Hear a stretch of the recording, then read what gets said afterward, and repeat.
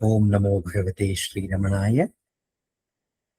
ಎಲ್ಲರ ಹೃದಯದಲ್ಲಿ ಆತ್ಮವಾಗಿ ಬೆಳಗುವ ರಮಣರನ್ನ ಸ್ಮರಿಸುತ್ತಾ ಪ್ರಾರ್ಥನೆಯೊಂದಿಗೆ ಈ ಒಂದು ಸತ್ಸಂಗವನ್ನ ಪ್ರಾರಂಭಿಸೋಣ.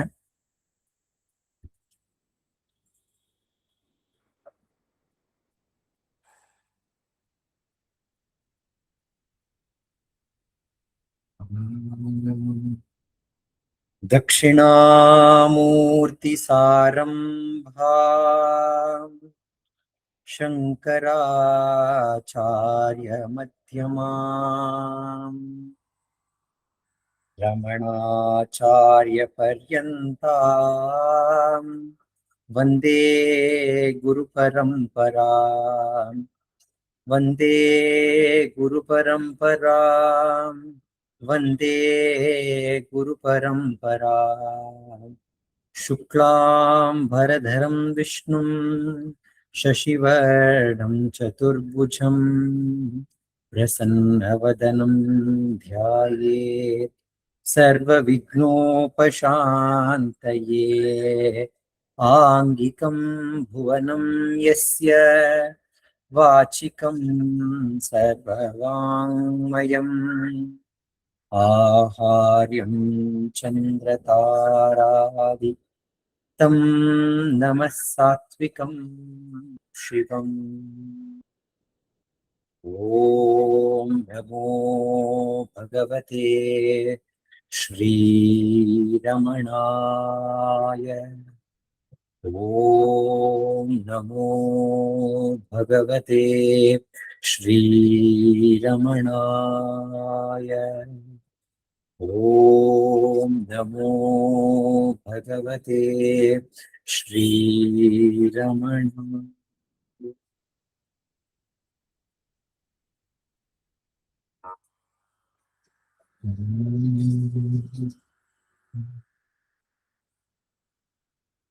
ಮಾತೃಭೂತೇಶ್ವರಂ ಆಶ್ರಯಾಮಿ ಮಹಾಯೋಗ ಶಕ್ತಿ ಸಮೇದಂ. ಮಾತೃಭೂತೇಶ್ವರಂ ಆಶ್ರಯಾಮಿ ಮಹಾಯೋಗ ಶಕ್ತಿ ಸಮೇದಂ. ಮಾತೃಭೂತೇಶ್ವರಂ ಆಶ್ರಯಾಮಿ ಮಹಾಯೋಗ ಶಕ್ತಿ ಸಮೇದಂ. ಮಾತೃಭೂತೇಶ್ವರಂ ಆಶ್ರಯಾಮಿ.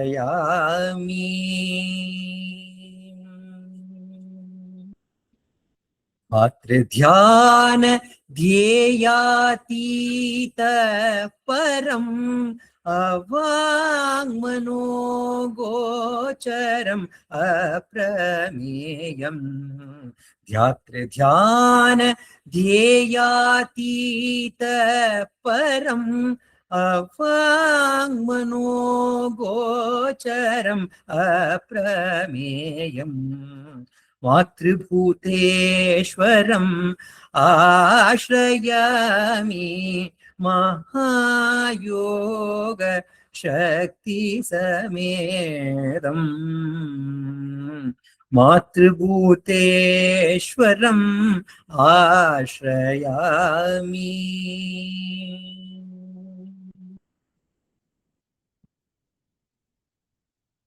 ಅರುಣರಮಣ ಮಾತೃ ಅಧಿಷ್ಠಾನ ಶೋಭಂ ಅಖಿಲಾಧಿಭಂಜನಂ ಅಗಹರಂ. ಅರುಣರಮಣ ಮಾತೃ ಅಧಿಷ್ಠಾನ ಶೋಭಂ ಅಖಿಲಾಧಿಭಂಜನಂ ಅಗಹರಂ. ಸದಾ ವೇದಘೋಷಜ್ವಲಿತಂ ಸರ್ವಸಮೃದ್ಧಿಕರಂ ಭಕ್ವನ್ನಪ್ರದಕರಂ ಸಂಗೀತ ನಿಪುಣಗಾನಾಮೃತಾಭಿಷಿಕ್ತಂ ಶ್ರಾಂಗಧರ ವಿನೂತ ರಾಮ ಹೃದಯ ರಮಣಮಾಶ್ರಯಾಮಿ. ಸದಾ ವೇದಘೋಷಜ್ವಲಿತಂ ಸರ್ವಸಮೃದ್ಧಿ ಮುಕ್ತಿಕರಂ ಬಹ್ವನ್ನ ಪ್ರದಕರಂ ಸಂಗೀತ ನಿಪುಣ ಗಾನಾಮೃತಾಭಿಷಿಕ್ತಂ ಶೃಂಗಧರ ವಿನುತ ರಾಮ ಹೃದಯ ರಮಣ ಮಾತೃಭೂತೇಶ್ವರಂ ಆಶ್ರಯಾಮಿ ಮಹಾಯೋಗ ಶಕ್ತಿ ಸಮೇತಂ ಮಾತೃಭೂತೇಶ್ವರಂ ಆಶ್ರಯಾಮಿ.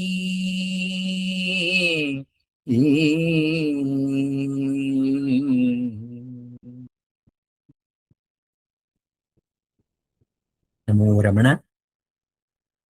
ಈ ಒಂದು ಕೃತಿ ಮನವಾಸಿ ರಾಮಸ್ವಾಮಿ ಅಯ್ಯರವರು ಮಾತೃಭೂತೇಶ್ವರನ ಮೇಲೆ ರಚಿಸಿದ್ದಾರೆ. ಈ ಮಾತೃಭೂತೇಶ್ವರ ಯಾರು ಅಂತ ಹೇಳಿದ್ರೆ, ಆ ಭೂತೇಶ್ವರ ಶಿವ ಅರುಣಾಚಲೇಶ್ವರನೇ ತನ್ನ ಬೆಳಕನ್ನೇ ತನ್ನ ಗರ್ಭದಲ್ಲಿ ಧರಿಸಲು ಒಂದು ತಾಯಿಯ ರೂಪದಲ್ಲಿ, ಮಾತೆಯ ರೂಪದಲ್ಲಿ, ಮಾತೃ ರೂಪದಲ್ಲಿ ಬಂದಿರುವಂತಹ ಆ ಶಿವನೇ ಮಾತೃಭೂತೇಶ್ವರ.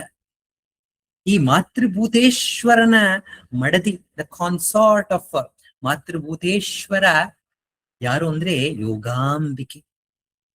ಯೋಗ ಅಂತ ಹೇಳಿದ್ರೆ ಜೀವಾತ್ಮ ಪರಮಾತ್ಮದ ಒಂದು ಐಕ್ಯವೇ ಯೋಗ.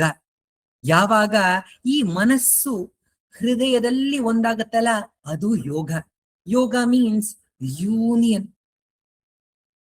ನಮ್ಮ ಮನಸ್ಸಿಗೆ ಪ್ರತೀಕ ಆ ತಾಯಿ ಪಾರ್ವತಿ, ಮತ್ತೆ ಆ ಆತ್ಮಕ್ಕೆ ಶಾಶ್ವತವಾದ ಆ ಸ್ಥಿರವಾದ ಆತ್ಮಕ್ಕೆ ಸ್ವರೂಪ ಅರುಣಾಚಲ ಅಥವಾ ಶಿವ.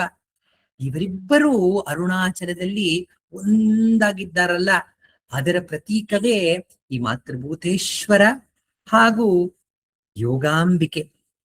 ಈ ಸನ್ನಿಧಿ ಎಲ್ಲಿದೆ ಅಂತ ಹೇಳಿದ್ರೆ, ನಾವು ತಿರುವಣ್ಣಾಮಲೈ ಅರುಣಾಚಲದಲ್ಲಿರುವ ರಮಣಾಶ್ರಮಕ್ಕೆ ನಾವು ಆ ರಮಣಾಶ್ರಮದ ಆರ್ಚ್ ನೋಡ್ತೀವಿ. ಆ ರಮಣಾಶ್ರಮದಕ್ಕೆ ನಾವು ಒಳಗಡೆ ಹೋದಾಗ ಆ ಇಲುಪೈ ಮರ ಕಾಣಿಸುತ್ತೆ.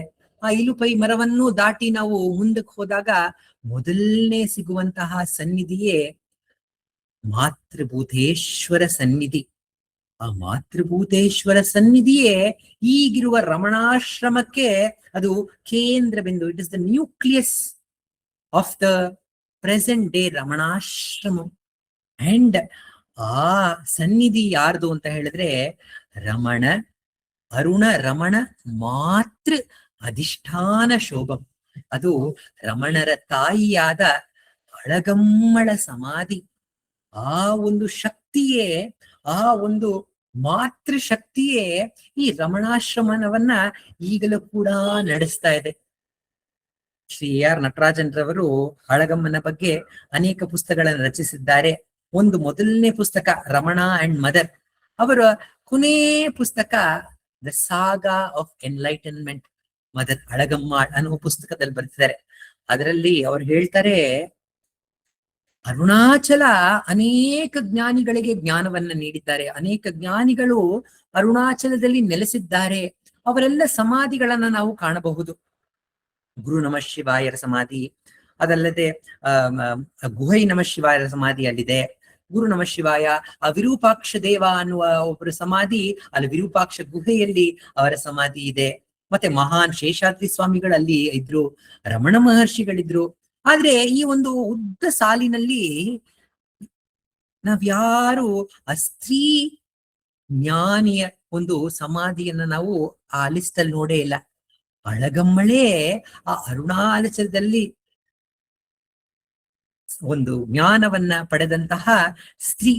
ಅವಳ ಒಬ್ಬಳ ಸಮಾಧಿ ಮಾತ್ರ ನಾವು ಇಡೀ ಪ್ರಪಂಚದಲ್ಲೇ ಬಹಳ ಬಹಳ ವಿರಳವಾದ್ದು ಆ ಒಂದು ಸ್ತ್ರೀ ಜ್ಞಾನಿಯ ಒಂದು ಸಮಾಧಿಯನ್ನ ನೋಡಲು. ಆ ಅಳಗಮ್ಮಳ ಸಮಾಧಿ ಇದಕ್ಕೆ ಒಂದು ಆದರ್ಶವಾಗಿದೆ, ಒಂದು ಅನನ್ಯವಾದ ಒಂದು ಸಮಾಧಿ. ಅಳಗಮ್ಮಳು ಅಲ್ಲಿ ಅರುಣಾಚಲದ ಬೆಟ್ಟದ ಮೇಲೆ ಶುರು ಮಾಡಿದಂತಹ ಅಡುಗೆ ಮನೆಯ ಅಗ್ನಿ ಈಗಲೂ ಕೂಡ ಅಲ್ಲಿ ಅರುಣಾಚಲದಲ್ಲಿ ಆ ರಮಣಾಶ್ರಮದಲ್ಲಿ ಈಗಲೂ ಕೂಡ ಅದು ಪ್ರಖರವಾಗಿ ಅದು ಉರಿತಾ ಇದೆ.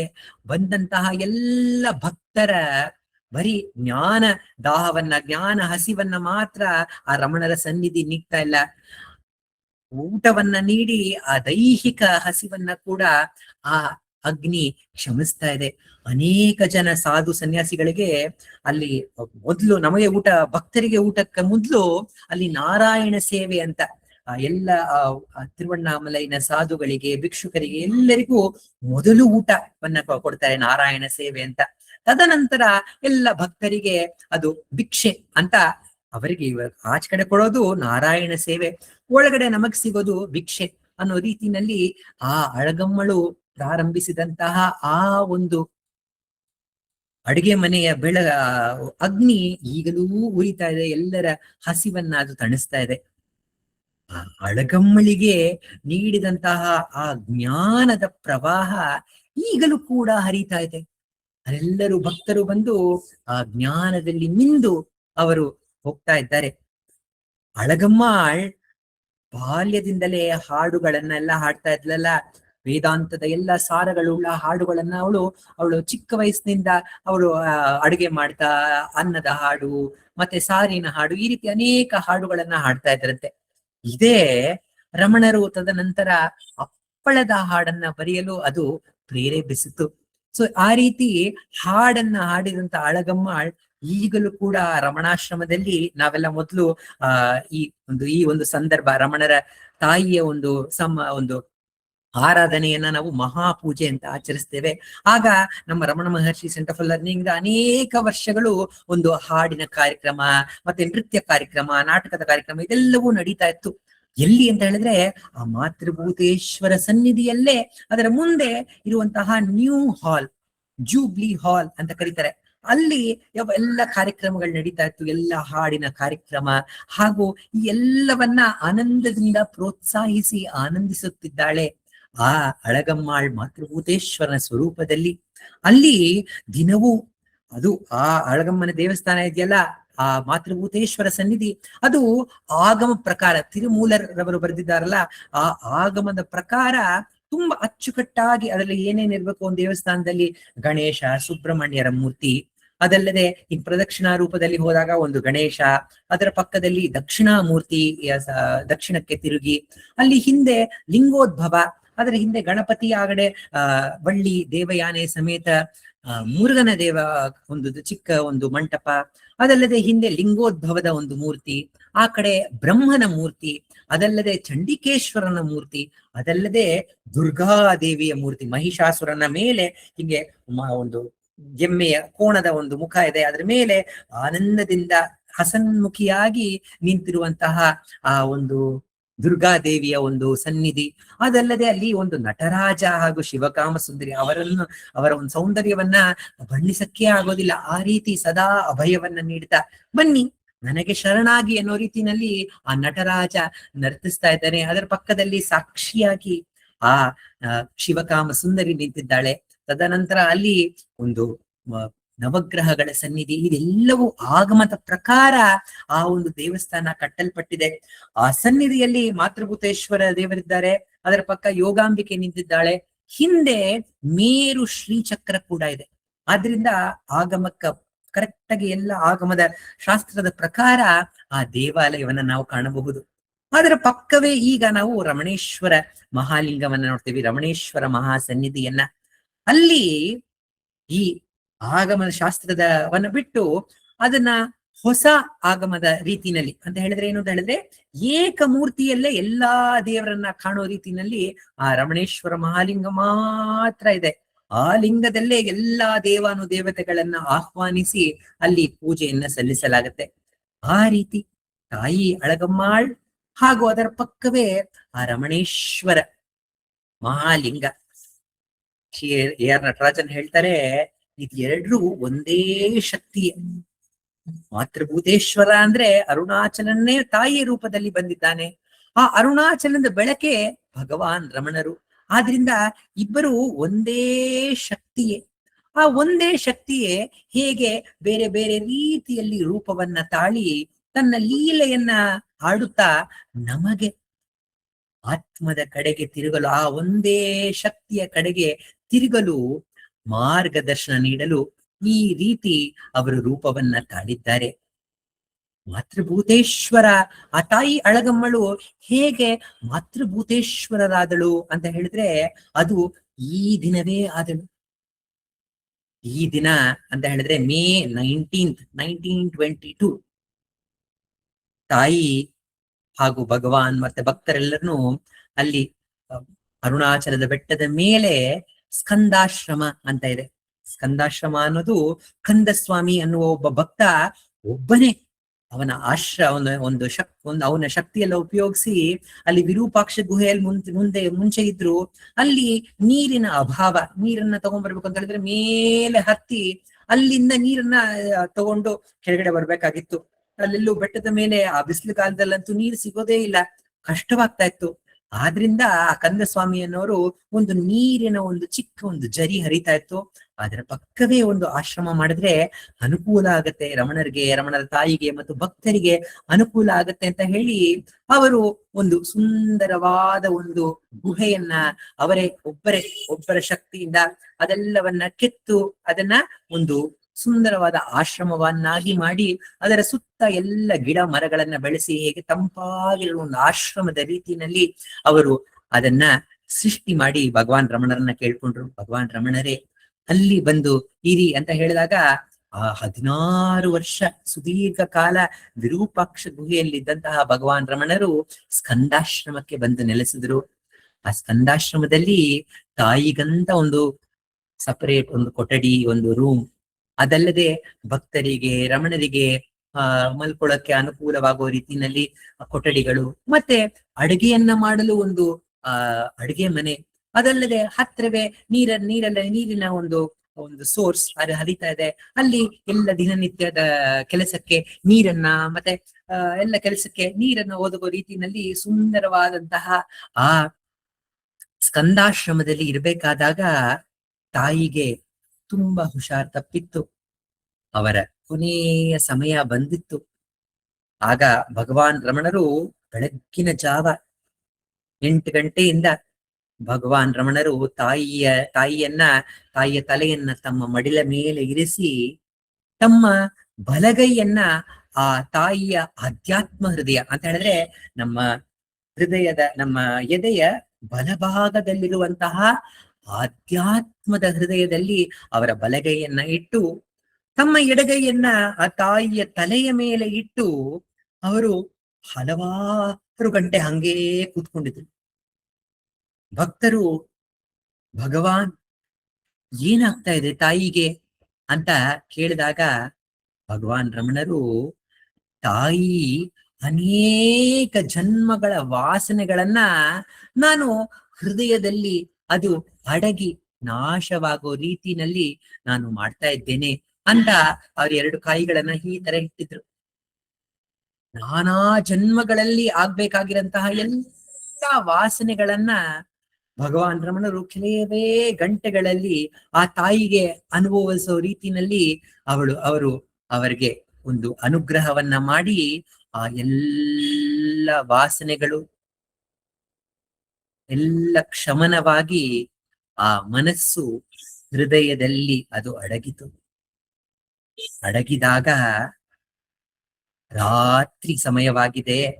ಅಲ್ಲಿವರೆಗೂ ಹೊರಗಡೆ ಭಕ್ತರೆಲ್ಲರನ್ನೂ ಅರುಣಾಚಲ ಅಕ್ಷರವಣ ಮಾಲೆಯನ್ನ, ಕೆಲವರು ರಾಮನಾಮ ಜಪವನ್ನ, ಕೆಲವರು ವೇದ ಮಂತ್ರಗಳನ್ನ, ಇದೆಲ್ಲವನ್ನ ಇಡೀ ದಿನಪೂರ್ತಿ ಅವರು ಅದನ್ನ ಪಾರಾಯಣ ಮಾಡ್ತಾನೇ ಇದ್ದಾರೆ.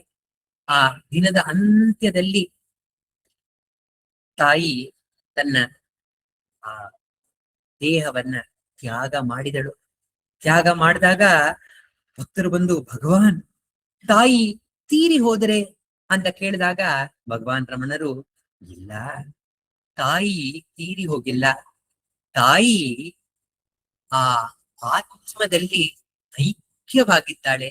ಶಿ ಹ್ಯಾಸ್ ಬೀನ್ ಅಬ್ಸಾರ್ಬ್ಡ್ ಅಂತ ಭಗವಾನ್ ರಮಣರು ಆ ಭಕ್ತರನ್ನ ತಿದ್ದಿದ ಮೇಲೆ ಹೇಳಿದ್ರು, ತಾಯಿಗೆ ಆ ಮುಕ್ತಿಯ ನೆಲೆ ಸಿಕ್ಕಿದೆ. ಆದ್ರಿಂದ ಯಾವ ಇಂಪ್ಯೂರಿಟಿನೂ ಇಲ್ಲ, ಯಾವ ಅಶುದ್ಧತೆಯೂ ಇಲ್ಲ. ಎಲ್ಲರೂ ನಾವು ಈ ರಾತ್ರಿಯ ಭೋಜನವನ್ನ ಸ್ವೀಕರಿಸಬಹುದು ಅಂತ ಹೇಳಿ ಎಲ್ಲರೂ ಅಂದಿನ ರಾತ್ರಿ ಭೋಜನವನ್ನ ಸ್ವೀಕರಿಸಿ ಮುಂದಿನ ಬೆಳಗ್ಗೆ ಅಷ್ಟೊತ್ತಿಗೆ ಎಲ್ಲವೂ ಪ್ಲಾನ್ ರೆಡಿಯಾಗಿರುತ್ತೆ. ಪ್ಲಾನ್ ಏನಂತ ಹೇಳಿದ್ರೆ, ತಾಯಿ ದೇಹ ತ್ಯಾಗ ಮಾಡಿದ್ದು 1922, ಆದ್ರೆ 1917 ಗಣಪತಿ ಮುನಿಗಳು ರಮಣ ಗೀತೆಯಲ್ಲಿ ಒಂದು ಪ್ರಶ್ನೆಯನ್ನ ಕೇಳಿರ್ತಾರೆ. ಭಗವಾನ್ ರಮಣರೇ, ಇದು ನನ್ನ ಹೆಂಡತಿ ವಿಶಾಲಾಕ್ಷಿಯ ಪ್ರಶ್ನೆ. ಅವಳು ಹೇಳ್ತಾ ಇದ್ದಾಳೆ, ಒಂದು ಸ್ತ್ರೀ ತಮ್ಮ ಸಾಧನೆಯ ಬಲದಿಂದ ಆತ್ಮಜ್ಞಾನಿಯಾದರೆ ಅಥವಾ ಮುಕ್ತಳಾದರೆ ಆ ಸ್ತ್ರೀ ಜ್ಞಾನಿಯ ದೇಹವನ್ನ ಏನು ಮಾಡಬೇಕು? ಅದನ್ನ ಸುಟ್ಟು ಭಸ್ಮ ಮಾಡಬೇಕಾ, ಇಲ್ಲದಿದ್ದರೆ ಅದನ್ನ ಸಮಾಧಿಯನ್ನ ಮಾಡಬೇಕಾ ಅಂತ ಕೇಳಿದಾಗ ಭಗವಾನ್ ರಮಣರು ಉತ್ತರವನ್ನ ನೀಡಿರ್ತಾರೆ.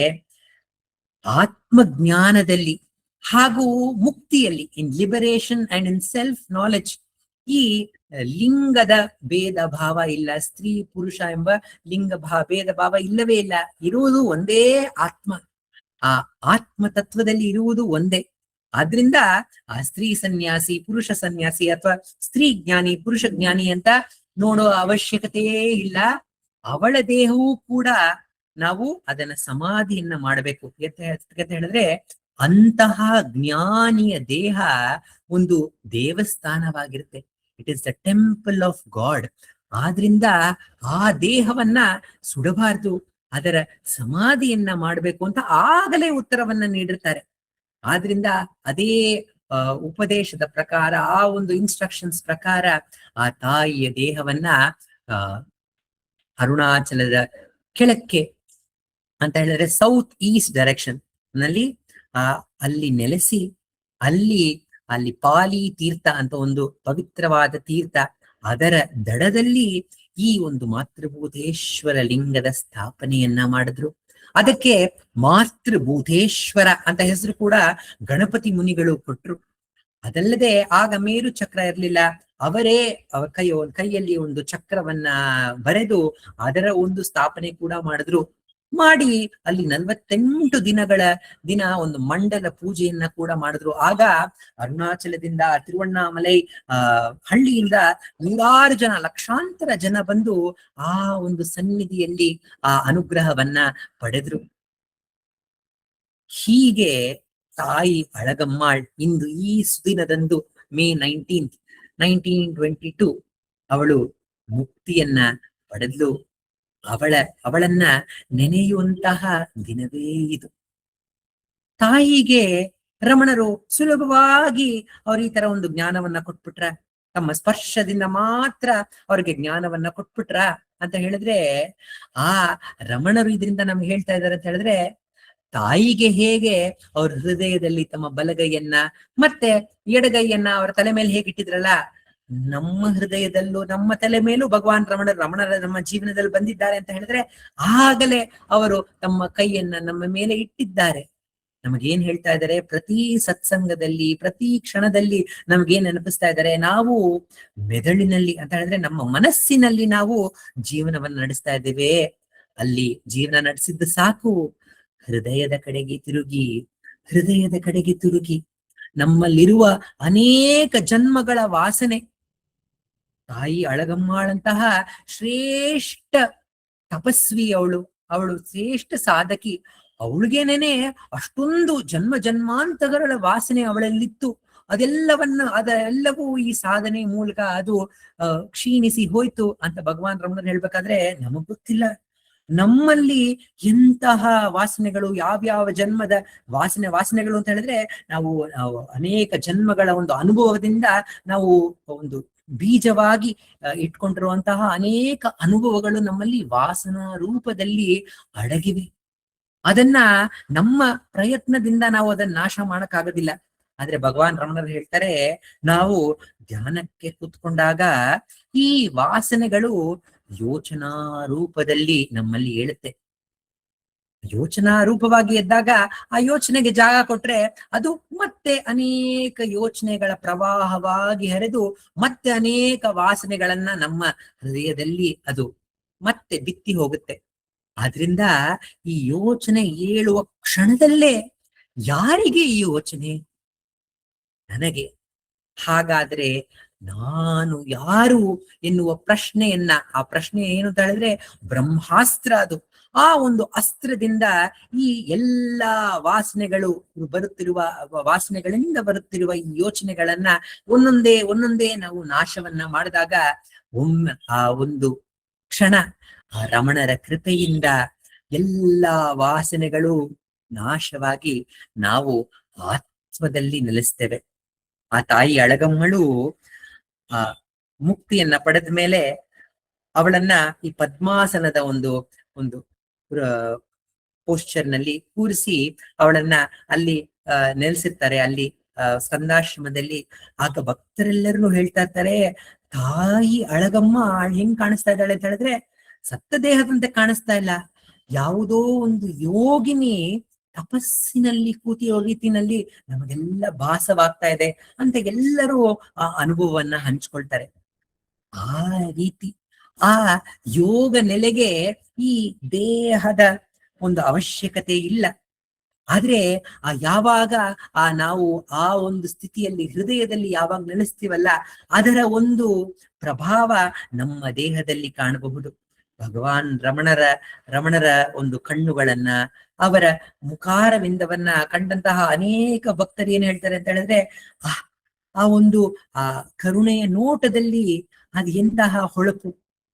ಅವರು ಬಾಲ್ಯದಲ್ಲಿ ಪಾತಾಳ ಲಿಂಗದಲ್ಲಿ, ಅರುಣಾಚಲೇಶ್ವರದ ದೇವಸ್ಥಾನದಲ್ಲಿ ಒಂದು ಪಾತಾಳ ಲಿಂಗ ಅಂತ ಕೆಲವು ಮೆಟ್ಟುಗಳನ್ನ ಇಳಿದು ಕೆಳಗಡೆ ಪಾತಾಳ ಲಿಂಗ, ಅದ್ರಲ್ಲಿ ರಮಣರು ಕೆಲವು ದಿನ ವಾಸವಾಗಿದ್ರು. ಆಚೆ ಕಡೆ ಇದ್ರೆ ಹುಡುಗರೆಲ್ಲ ತೊಂದರೆ ಕೊಡ್ತಾ ಇದ್ದಾರೆ ಅಂತ ಹೇಳಿ ಅವ್ರು ಒಳಗಡೆ ಕೂತ್ಕೊಂಡಿದ್ದಾಗ ಅಲ್ಲಿ ಹಾವು ಚೇಳು ಎಲ್ಲ ತುಂಬಿತ್ತು, ಮೈಯೆಲ್ಲ ಧೂಳಿಂದ ತುಂಬಿಕೊಂಡಿತ್ತು. ಆದ್ರೂ ನರ್ತಕಿ ರತ್ನಮ್ಮ ಅನ್ನುವ ಒಬ್ಬಳು ನರ್ತಕಿ ದೇವದಾಸಿ, ಅವಳು ರಮಣರನ್ನ ನೋಡಿದಾಗ ದೇಹವೆಲ್ಲ ಈ ಒಂದು ಧೂಳಿಂದ ತುಂಬಿದ್ರು ಅವರ ಒಂದು ರೂಪದಲ್ಲಿ ಏನೋ ಒಂದು ಜ್ಯೋತಿ, ಒಂದು ಪ್ರಕಾಶಮಯವಾದ ಒಂದು ಅನುಭವ ನನಗಾಗ್ತಾ ಇದೆ ಅಂತ ಅವಳು ಆಗ್ಲೇ ಹೇಳ್ತಾಳೆ. ಆ ರೀತಿ ಆ ತಾಯಿ ಕೂಡ ಆ ಯೋಗ ನೆಲೆಯಲ್ಲಿ ಅವಳು ಯೋಗಿಯಂತೆ ಜ್ವಲಿಸ್ತಾ ಇದ್ಲು. ಈ ಒಂದು ಸ್ಥಿತಿಗೆ ಬರಲು ಭಗವಾನ್ ರಮಣರು ಅವಳಿಗೆ ಅನೇಕ ಉಪದೇಶಗಳನ್ನ ನೀಡಿದ್ರು. ಅವಳ ತಾಯಿಗೆ ತುಂಬಾ ಆರ್ಥೋಡಾಕ್ಸಿ ತುಂಬಾ ಮಡಿ ಮೈಲ್ಗೆ ಎಲ್ಲ ತುಂಬಾ ಹೆಚ್ಚಿಂದ ಅದು ಸಾಧನೆಯಾಗಿ ಅವ್ರು ಮಾಡ್ತಾ ಇದ್ರು. ಅವ್ರು ಸಾಧನೆಯಾಗಿ ಮಾಡ್ತಾ ಇರ್ಬೇಕಾದ್ರೆ ಭಗವಾನ್ ರಮಣರು ನಿಧಾನಕ್ಕೆ ಆ ಎಲ್ಲ ಒಂದು ಕಟ್ಟುಪಾಡುಗಳಿಂದ ಅವಳನ್ನ ಮುಕ್ತಗೊಳಿಸಲು ಅವಳಿಗೆ ಅನೇಕ ಉಪದೇಶಗಳನ್ನ ನೀಡ್ತಾ ಬಂದ್ರು. ತಾಯಿ ಈ ಒಂದು ಈರುಳ್ಳಿ ಹಾಗೂ ನುಗ್ಗೆಕಾಯಿ ಇದೆಲ್ಲರೂ ನಿಷಿದ್ಧ ಅಂತ ಹೇಳಿ ಅದ್ ಯಾವುದನ್ನು ಅವಳು ತಿಂತಾ ಇರ್ಲಿಲ್ಲ. ಆಗ ರಮಣರು ಮೆತ್ತ ಗೇಲಿ ಮಾಡ್ತಾ ಇದ್ರು, ಅಮ್ಮ ನೋಡು ಇವತ್ತು ಈರುಳ್ಳಿ ಸಾಂಬಾರ್ ಬಂದ್ಬಿಟ್ಟಿದೆ ಇವತ್ತು ಭಿಕ್ಷೆನಲ್ಲಿ. ಈರುಳ್ಳಿ ನೀನು ಸ್ವರ್ಗಕ್ಕೆ ಹೋಗುವ ದಾರಿಯಲ್ಲಿ ಒಂದು ದೊಡ್ಡ ಈರುಳ್ಳಿಯ ಒಂದು ಬೆಟ್ಟ ನಿನ್ನನ್ನು ನಿಲ್ಲಿಸಬಹುದು, ಆ ಈರುಳ್ಳಿ ನಿನ್ನನ್ನ ಆಚೆ ದಬ್ಬಬಹುದು ಅಂತ ಹಾಸ್ಯದ ರೂಪದಲ್ಲಿ ಆ ತಾಯಿಗೆ ಹೇಳ್ತಾ ಇದ್ರು. ಭಗವಾನ್ ರಮಣರು ಯಾತಕ್ಕೆ ಹೇಳ್ತಾ ಇದ್ರು ಅಂತ ಹೇಳಿದ್ರೆ, ರಮಣರ ಪ್ರಕಾರ ಏನು ಅಂತ ಹೇಳಿದ್ರೆ, ಸಾತ್ವಿಕವಾದ ಆಹಾರ ಏನ್ ಸಿಗುತ್ತೋ ಅದು ಮಿತವಾಗಿ ಏನ್ ಸಿಗುತ್ತೋ ಅದ್ ತಿಂದ್ರೆ ಸಾಕು.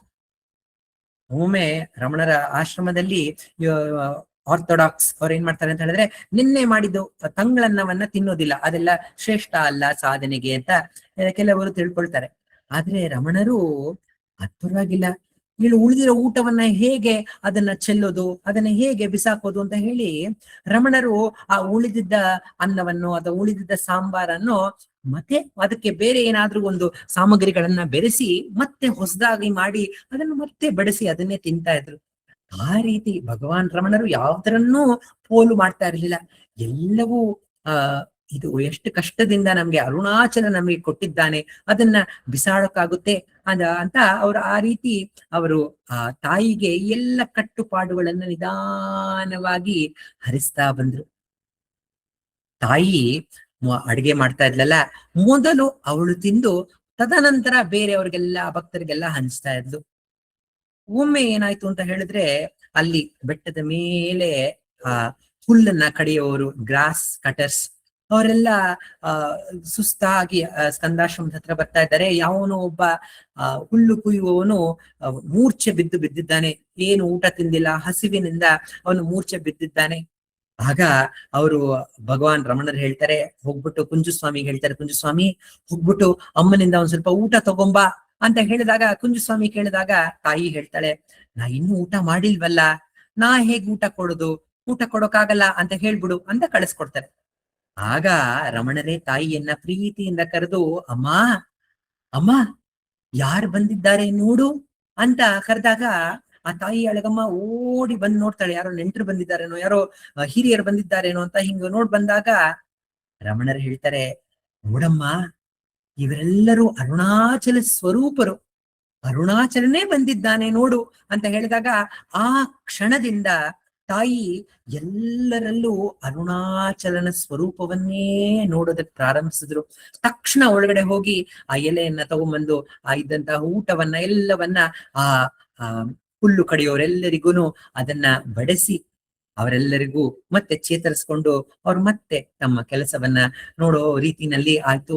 ಈ ರೀತಿ ತಾಯಿ ತನ್ನ ಎಲ್ಲ ಕಟ್ಟುಪಾಡುಗಳನ್ನ ನಿಧಾನವಾಗಿ ಕಳೆತಾ ಬಂದು, ಒಮ್ಮೆ ಸಭಾಪತಿ ಅಂತ ಒಬ್ಬ ಭಕ್ತ, ತುಂಬಾ ಮುದ್ದಾದ ಒಂದು ಕತೆ. ಅವನು ನಾಚ್ಕೊಂಡು ಒಂದು ಒಂದು ಗೋಡೆ ಹಿಂದೆ ಔಸ್ಕೊಂಡಿರ್ತಾನೆ.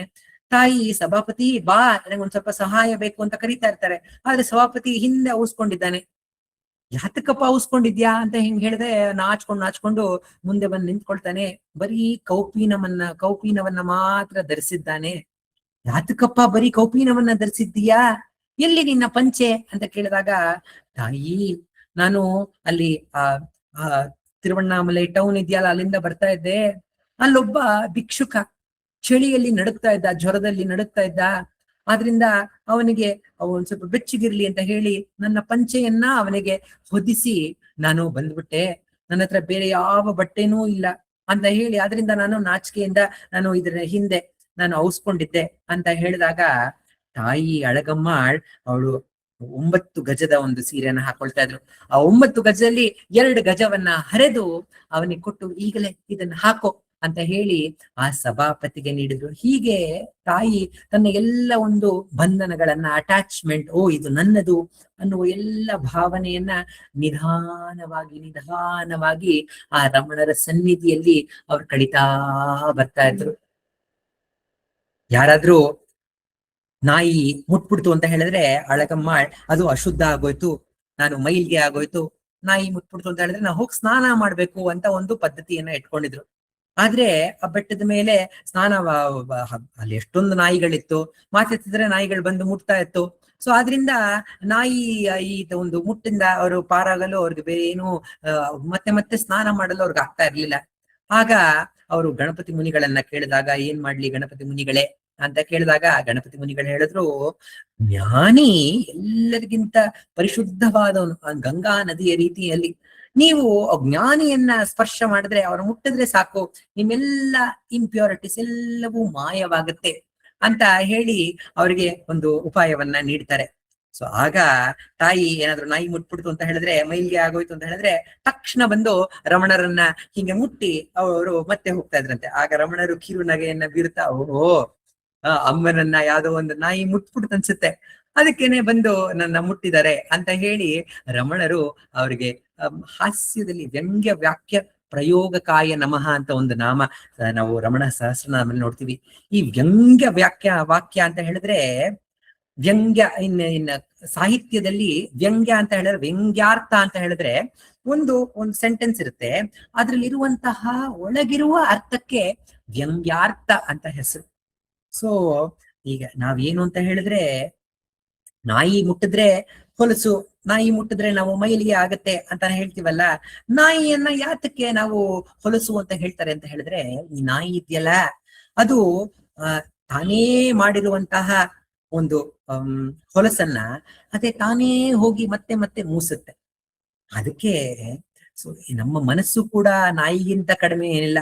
ಗೊತ್ತು ನಮ್ಗೆ, ಹೊರಮುಖವಾಗಿ ನಮ್ಮ ಮನಸ್ಸನ್ನ ಮಾಡಿದ್ರೆ ಅದು ಹೊರಗಡೆ ಇರುವ ಯಾವುದೇ ಸಂತೋಷವಿಲ್ಲ, ಬರೀ ಹೊಲಸು ಅಂತ ಗೊತ್ತು. ಆದ್ರೂ ನಾವೇನ್ ಮಾಡ್ತೀವಿ, ಮತ್ತೆ ಮತ್ತೆ ನಾವು ಈ ಹೊರ ಹೊರ ಪ್ರಪಂಚದಲ್ಲಿ ಹೊರಮುಖವಾಗಿ ನಮ್ಮ ಮನಸ್ಸನ್ನ ಹರಿದು ಬೀಳ್ತೀವಿ. ನಾವು ನಾಯಿಗಿಂತ ಕೇಡು, ಶುನಕಗೂ ಕಡೆಯೋ ಯಾವ ಬಲದಿನ ಸನಿಹಕ್ಕೆ ಬರಲೋ ಅರುಣಾಚಲ ಅಂತ ಭಗವಾನ್ ರಮಣರು ಹೇಳ್ತಾರೆ. ಈ ನಮ್ಮ ಮನಸ್ಸು ಶುನಕಕ್ಕೂ ಕಡೆ. ಅಂತಹ ಮನಸ್ಸಿಂದ ನಾವು ಹೇಗೆ ನಾವು ಪರಿಶುದ್ಧವಾಗಬಹುದು ಅಂತ ಹೇಳಿದ್ರೆ, ಆ ಜ್ಞಾನ ಸ್ವರೂಪರಾದ ರಮಣರು ನನ್ನೊಳಗೇ ಇದ್ದಾರೆ. ಆ ರಮಣರನ್ನ ನಾವು ಸ್ಪರ್ಶ ಮಾಡಿದ ಕೂಡ್ಲೆ ನಾವು ಶುದ್ಧವಾಗ್ಬಿಡ್ತೇವೆ.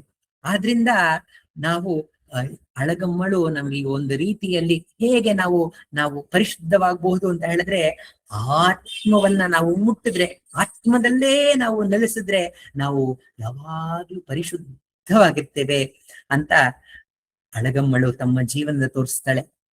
ಇದೇ ರೀತಿ ಅವಳ ಮಮಕಾರವನ್ನ ಹೇಗೆ ಅವರು ನಿಧಾನವಾಗಿ ತೆಗೆದ್ರು ಅಂತ ಹೇಳಿದ್ರೆ, ತಾಯಿ ಅಳಗಮ್ಮಾಳ್ ಆ ವಿರೂಪಾಕ್ಷ ಗುಹೆಯಲ್ಲಿ ಇರ್ಬೇಕಾದ್ರೆ ಬಾಲ್ಯದಲ್ಲಿ ರಮಣನ ಹೆಸರು ವೆಂಕಟರಾಮನ್.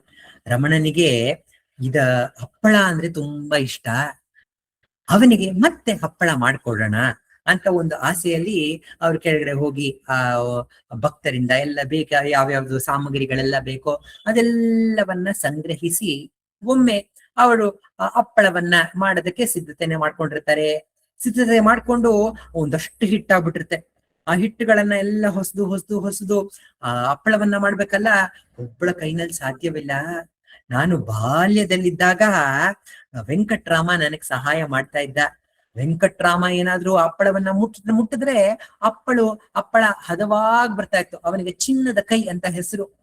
ಅವನ್ನ ಕರಿಯೋಣ ಅಂತ ಹೇಳ್ಬಿಟ್ಟು ಭಗವಾನ್ರ ಕರೆದು, ಬಾಪ ಒಂದ್ ಸ್ವಲ್ಪ ಸಹಾಯವನ್ನ ಮಾಡು, ಹಪ್ಪಳವನ್ನ ಮಾಡಲು ಸಹಾಯವನ್ನ ಮಾಡು ನನಗೆ ಅಂತ ತಾಯಿ ಕೇಳ್ಕೊಂಡಾಗ, ತಾಯಿ ರಮಣರ್ ಅನ್ಕೊಂಡ್ರು, ಓಹೋ ಇದೇ ಸರಿಯಾದ ಸಮಯ. ಈಗ ನಾ ಏನಾದ್ರು ಬಿಟ್ಬಿಟ್ರೆ ಹಪ್ಪಳಕ್ಕೆ ನಾ ಸಹಾಯ ಮಾಡ್ಬಿಟ್ರೆ, ಇವತ್ತು ಹಪ್ಪಳ ಮಾಡ್ತಾರೆ, ನಾಳೆ ಒಬ್ಬಟ್ಟು ಮಾಡ್ತಾರೆ, ನಾಳಿದ್ದು ಚಿರೋಟಿ ಮಾಡಿದ್ರು ಮಾಡ್ಬೋದು. ಈ ರೀತಿ ಆಸೆಗಳ ಒಂದು ಪ್ರವಾಹ ಒಂದಾದ್ಮೇಲೆ ಒಂದು ಹೆಚ್ಚಾಗ್ತಾನೇ ಇರ್ಬೋದು. ಇದನ್ನಕ್ಕೆ ಇಲ್ಲೇ ಕೊನೆ ಹೇಳೋಣ ಅಂತ ಹೇಳ್ಬಿಟ್ಟು ರಮಣರ್ ಏನ್ ಹೇಳಿದ್ರು, ಅಮ್ಮ ನೀ ಮಾಡೋ ಹಪ್ಪಳ ನೀ ಮಾಡು, ನಾನು ಬೇರೆ ಹಪ್ಪಳವನ್ನ ಮಾಡ್ತೀನಿ ಅಂತ ಹೇಳಿ ಒಂದು ಹಪ್ಪಳದ ಹಾಡನ್ನ ಬರೆದ್ರು. ಆ ಹಪ್ಪಳದ ಹಾಡಿನ ಮೂಲಕ ರಮಣರು ತಾಯಿಗೆ ಆತ್ಮವಿಚಾರದ ಮಾರ್ಗವನ್ನ ತಿಳಿಸಿದರು. ಆ ಹಪ್ಪಳದ ಹಾಡು ಏನು ಅಂತ ಹೇಳಿದ್ರೆ, ಅದರ ಕನ್ನಡ ಅನುವಾದವನ್ನ ಡಾಕ್ಟರ್ NS ಲಕ್ಷ್ಮೀನಾರಾಯಣ ಭಟ್ಟರು ಮಾಡಿದ್ದಾರೆ. ಇದಕ್ಕೆ ಸಂಗೀತವನ್ನ C ಅಶ್ವಥ್ ರವರು ನೀಡಿದ್ದಾರೆ. ಈ ಹಾಡಿನಲ್ಲಿ ಏನ್ ಹೇಳ್ತಾರೆ ರಮಣರು ಅಂತ ಹೇಳಿದ್ರೆ, ತಿಳಿನಿ ಹಪ್ಪಳ ಮಾಡುವುದಾ, ತಿಳಿನಿ ಹಪ್ಪಳ ಮಾಡುವುದಾ, ಸುಖಿಸೋ ಸವಿದು ಅದರ ಹದ, ಸುಖಿಸೋ ಸವಿದು ಅದರ ಹದ, ಸುಖಿಸೋ ಸವಿದು ಅದರ ಹದ. ತನುವಿನ ನೆಲೆದಲ್ಲಿ ಬೆಳೆದ ಅಹಮ್ಮಿನ ಹುರುಳಿಯ ಕಾಳನು ಸುರಿಯೋ, ಹುರುಳಿಯ ಕಾಳನು ಸುರಿಯೋ, ನಾನಾರೆನ್ನುವ ಆತ್ಮವಿಚಾರದ ಬೀಸುವ ಕಲ್ಲೊಳು ನುರಿಯೋ, ಬೀಸುವ ಕಲ್ಲೊಳು ನುರಿಯೋ. ತನುವಿನ ನೆಲೆದಲ್ಲಿ ಬೆಳೆದ ಅಹಮ್ಮಿನ ಹುರುಳಿಯ ಕಾಳನು ಸುರಿಯೋ, ನಾನಾರೆನ್ನುವ ಆತ್ಮವಿಚಾರದ ಬೀಸುವ ಕಲ್ಲೊಳು ನುರಿಯೋ.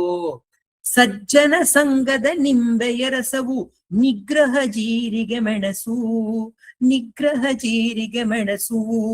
ನಿಸ್ಸಂಗದ ಲವಣದ ಜೊತೆ ಧ್ಯಾನದ ಇಂಗಿನ ಪರಿಮಳ ಬೆರೆಸು, ಇಂಗಿನ ಪರಿಮಳ ಬೆರೆಸು. ತಿಳಿನೀ ಹಪ್ಪಳ ಮಾಡುವುದಾ, ತಿಳಿನೀ ಹಪ್ಪಳ ಮಾಡುವುದಾ, ಸುಖಿಸೋ ಸವಿದು ಅದರ ಹದ, ಸುಖಿಸೋ ಸವಿದು ಅದರ ಹದ, ಸುಖಿಸೋ ಸವಿದು ಅದರ ಹದ. ಸೇರಿಸಿ ನಾದಿದ ಹಿಟ್ಟನು ಇಡುನಿ ಹೃದಯದ ಒರಳಿನ ತಳದಿ, ಹೃದಯದ ಒರಳಿನ ತಳದಿ. ಮನಸ್ಸಿನ ಹಾರೆಯ ಎತ್ತಿ ಕುಟ್ಟುನಿ ಆತ್ಮವಿಚಾರದ ಬಲದಿ, ಆತ್ಮವಿಚಾರದ ಬಲದಿ. ಸೇರಿಸಿ ನಾದಿದ ಹಿಟ್ಟನು ಇಡುನಿ ಹೃದಯದ ಒರಳಿನ ತಳದಿ, ಮನಸ್ಸಿನ ಹಾರೆಯ ಎತ್ತಿ ಕುಟ್ಟು ನೀ ಆತ್ಮವಿಚಾರದ ಬಲದಿ. ಜೀವನ ಎನ್ನುವ ಒತ್ತೋಮಣೆಯಲ್ಲಿ ಅದರ ಆಕೃತಿಯ ಬೆಳೆಸು, ಅದರ ಆಕೃತಿಯ ಬೆಳೆಸು. ಬ್ರಹ್ಮಚಿಂತನೆಯ ತುಪ್ಪವು ತುಂಬಿದ ಮೌನದ ಬಾಣಲಿಗಿರಿಸು, ಮೌನದ ಬಾಣಲಿಗಿರಿಸು. ತಿಳಿನೀ ಹಪ್ಪಳ ಮಾಡುವುದಾ, ತಿಳಿನೀ ಹಪ್ಪಳ ಮಾಡುವುದಾ, ಸುಖಿಸೋ ಸವಿದು ಅದರ ಹದ, ಸುಖಿಸೋ ಸವಿದು ಅದರ ಹದ, ಸುಖಿಸೋ ಸವಿದು ಅದರ ಹದ. ಜ್ಞಾನದ ಉರಿಯನು ಎಬ್ಬಿಸಿ ಕರೆಯೋ, ಓ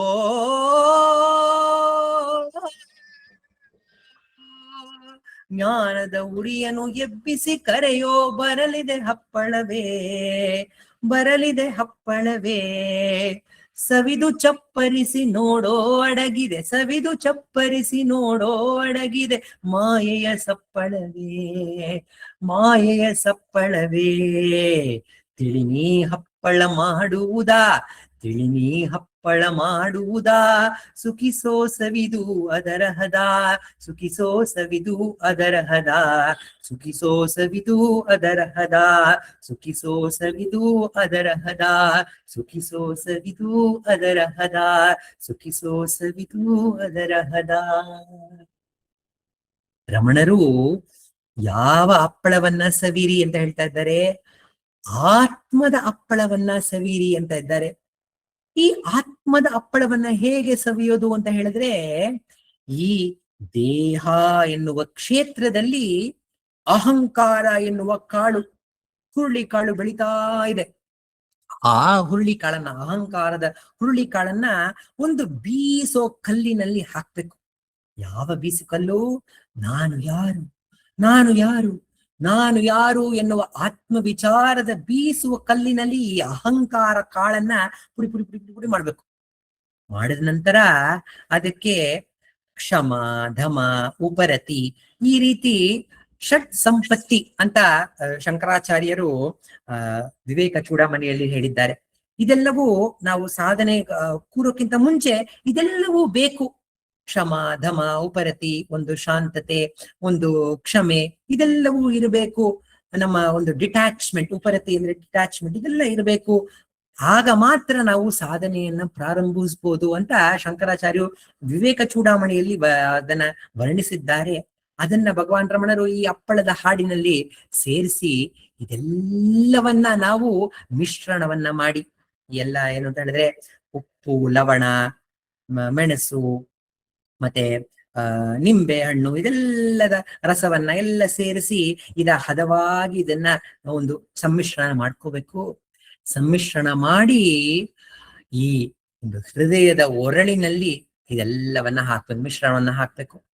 ಮಿಶ್ರಣವನ್ನ ಹಾಕಿ ಆತ್ಮವಿಚಾರದ ಶಕ್ತಿಯಿಂದ ಈ ಮನಸ್ಸಿನ ಹಾರೆಯನ್ನ ತೆಗೆದು ಕುಟ್ಟಬೇಕು. ಕುಟ್ಟಿದಾಗ ಏನಾಗುತ್ತೆ, ಈ ಎಲ್ಲ ಒಳಗಡೆ ಸಾಮಗ್ರಿ ಇದೆಯಲ್ಲ ಎಲ್ಲವೂ ಹೊರಗಡೆ ಬರುತ್ತೆ.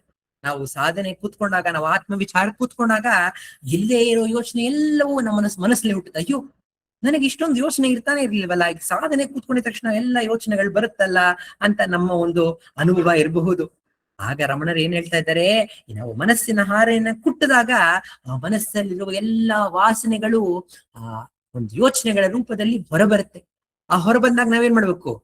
ಯಾರಿಗೆ ಯೋಚನೆ? ನನಗೆ. ನಾನು ಯಾರು ಅಂತ ಮತ್ತೆ ಆ ಸಾಮಗ್ರಿಯನ್ನ ಮತ್ತೆ ಒಳಗಡೆ ಹಾಕ್ಬೇಕು. ಮತ್ತೆ ಆತ್ಮವಿಚಾರದ ಒಂದು ಶಕ್ತಿಯಿಂದ ಮನಸ್ಸಿನ ಹಾರನ್ನ ಮತ್ತೆ ಕುಟ್ಬೇಕು.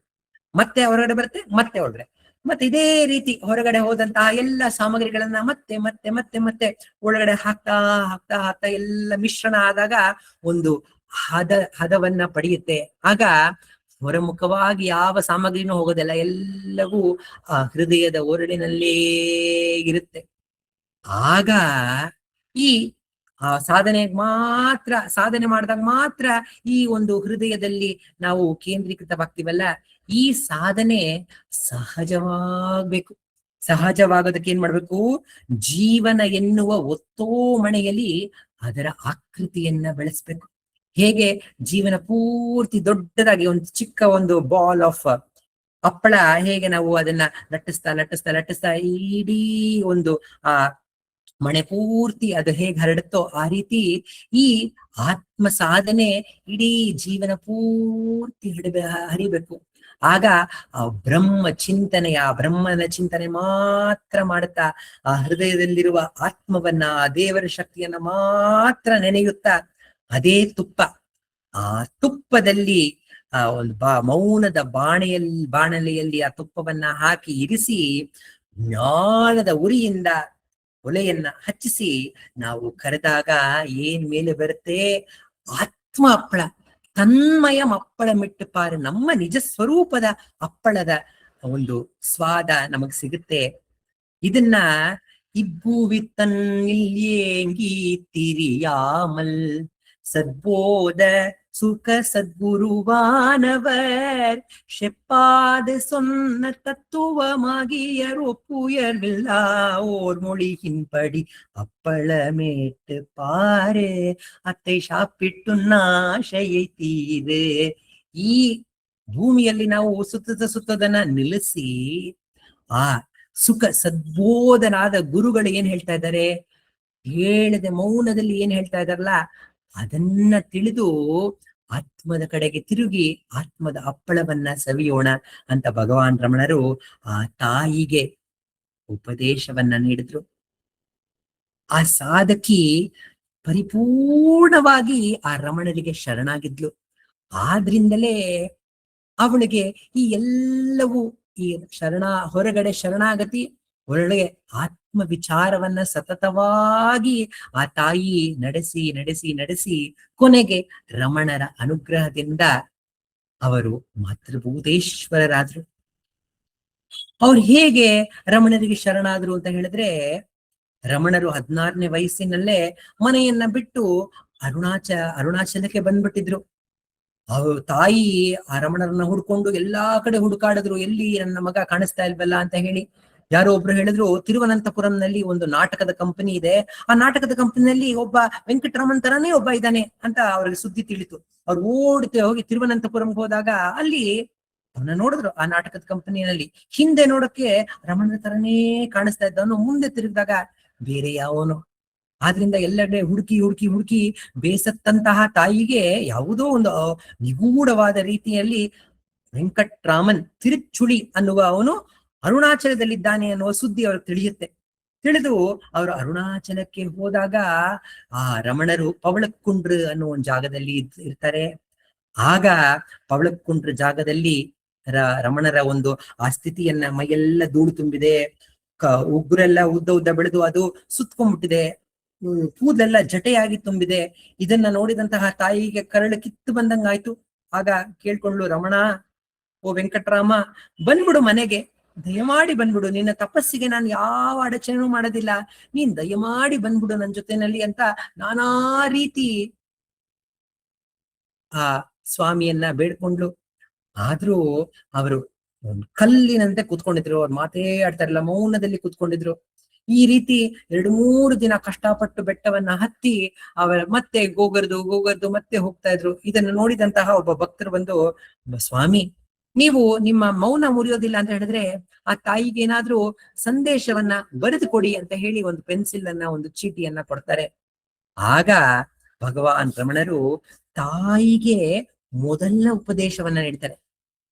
ಅರುಣಾಚಲಕ್ಕೆ ಬಂದ್ಮೇಲೆ ಯಾರಿಗೂ ಉಪದೇಶವನ್ನ ನೀಡಿರ್ಲಿಲ್ಲ. ಮೌನದ ನೆಲೆಯಲ್ಲಿ, ಆ ಆತ್ಮದ ನೆಲೆಯಲ್ಲಿ ಸದಾ ನೆಲೆಸಿದ್ರು. ಆ ಅರುಣಾಚಲೇಶ್ವರ ದೇವಸ್ಥಾನದಲ್ಲಿ ನಾನಾ ಕಡೆ ಇದ್ದು, ಮತ್ತೆ ಗುರುಮೂರ್ತಂ ಅನ್ನುವ ಜಾಗದಲ್ಲಿದ್ದು, ತದನಂತರ ಒಂದು ಮ್ಯಾಂಗೋ ಗ್ರೂ ಅಂತ ಹೇಳಿದ್ರೆ ಒಂದು ಮಾವಿನ ಮರದ ಒಂದು ಗ್ರೂವ್ನಲ್ಲಿ ಒಂದ್ ಸ್ವಲ್ಪ ದಿವಸ ಇದ್ರು. ತದನಂತರ ಈ ವಿರೂಪಾಕ್ಷ ಗುಹಿಯಲ್ಲಿ ಆ ಪವಳಕ್ಕುಂಟ್ರಿಗೆ ಬಂದಿದ್ರು. ಅಲ್ಲಿ ತನಕ ಯಾರ ಹತ್ರನೂ ಮಾತಾಡಿರ್ಲಿಲ್ಲ, ಯಾವ ಉಪದೇಶವನ್ನು ನೀಡಿರ್ಲಿಲ್ಲ. ತಾಯಿಗೆ ಮೊದಲ ಉಪದೇಶವನ್ನ ನೀಡಿ ತಾಯಿಯೇ ರಮಣರಿಗೆ ಮೊದಲನೆಯ ಶಿಷ್ಯಳಾದ್ಲು.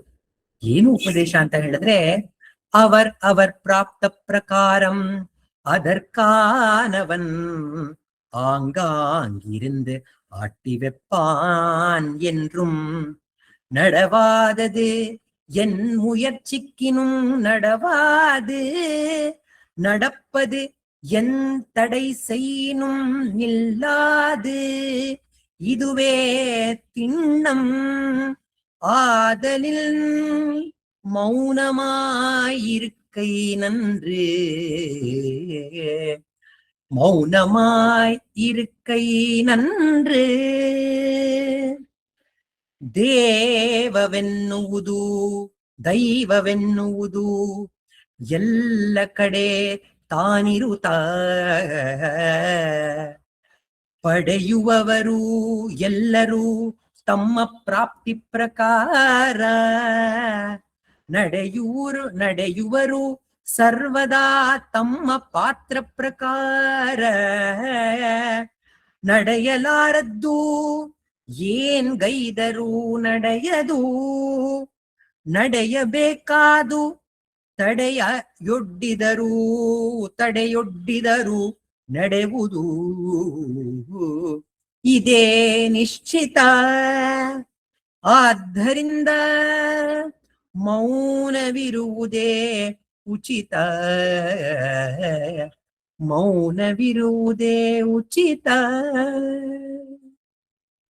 ರಮಣರು ಹೇಳ್ತಾ ಇದ್ದಾರೆ, ಆ ಪರಮಾತ್ಮ ಅಲ್ಲಿ ಅಲ್ಲಿ ಎಲ್ಲಾ ಕಡೆ ಇದ್ದು ನಮಗೇನೇನಾಗ್ಬೇಕು, ನಮ್ಮ ಪ್ರಾರಬ್ಧ ಪ್ರಕಾರ ಏನು ನಡಿಬೇಕಂತ ಇದೆಯೋ ಆ ರೀತಿ ನಮ್ಮನ್ನ ಆಟಾಡಿಸ್ತಾ ಇದ್ದಾನೆ.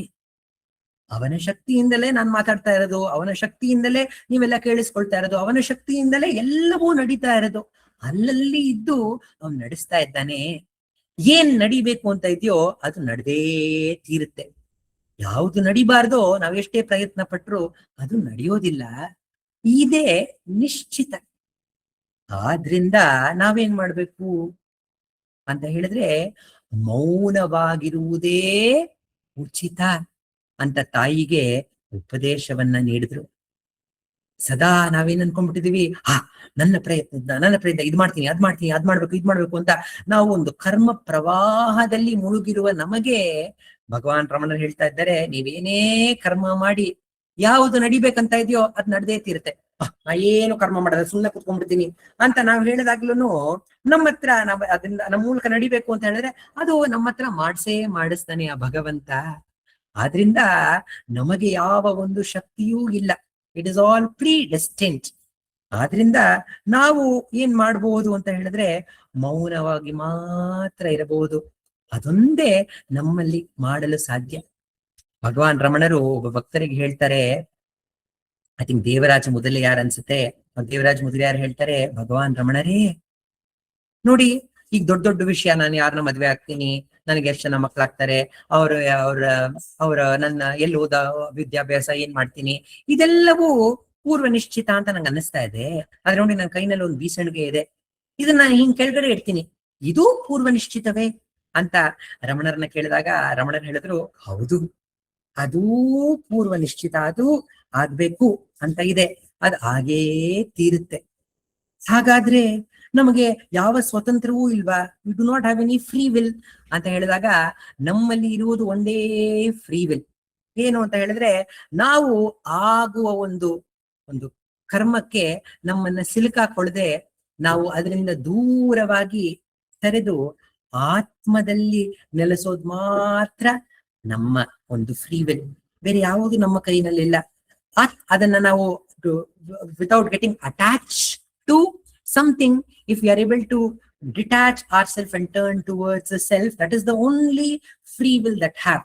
We cannot change anything outside. ಯಾವ ಒಂದು ಸರ್ಕಮ್ಸ್ಟೆನ್ಸ್, ಯಾವ ಒಂದು ಇದನ್ನ ಕೂಡ ನಮ್ಮ ಮನುಷ್ಯ ಪ್ರಯತ್ನದಿಂದ ಏನೂ ಬದಲಾಯಿಸಕ್ಕಾಗೋದಿಲ್ಲ. ನಾವು ಅನ್ಕೊಳ್ತೀವಿ, ಇಡೀ ಪ್ರಪಂಚವನ್ನೇ ನಾನು ಬದಲಾಯಿಸ್ಬಿಡ್ತೀನಿ, ಎಲ್ಲ ಜನರನ್ನ ಬದಲಾಯಿಸ್ಬಿಡ್ತೀನಿ ಅಂತ ನಮ್ಗೆ ಒಂದು ಅನಿಸಿಕೆ ಇರ್ಬೋದು. ಆದ್ರೆ ಆ ಭಗವಂತನ ಒಂದು ಆಣತಿ ಇಲ್ಲ ಅಂತ ಹೇಳಿದ್ರೆ ಯಾವುದೂ ಸಾಧ್ಯವಿಲ್ಲ. ಆದ್ರಿಂದ ಅಮ್ಮ, ಇದೆಲ್ಲವೂ ಪೂರ್ವ ನಿಶ್ಚಿತ, ಇದೆಲ್ಲೂ ಆ ಭಗವಂತನ ಲೀಲೆ, ನಾನು ಎಲ್ಲೂ ಬರಕ್ಕಾಗೋದಿಲ್ಲ ಅಂತ ಭಗವಾನ್ ರಮಣರು ಈ ರೀತಿ ಹೇಳಿದಂತಹ ತಾಯಿಗೆ ಅವಳು ಮತ್ತೆ ಬರ್ಲಿಲ್ಲ.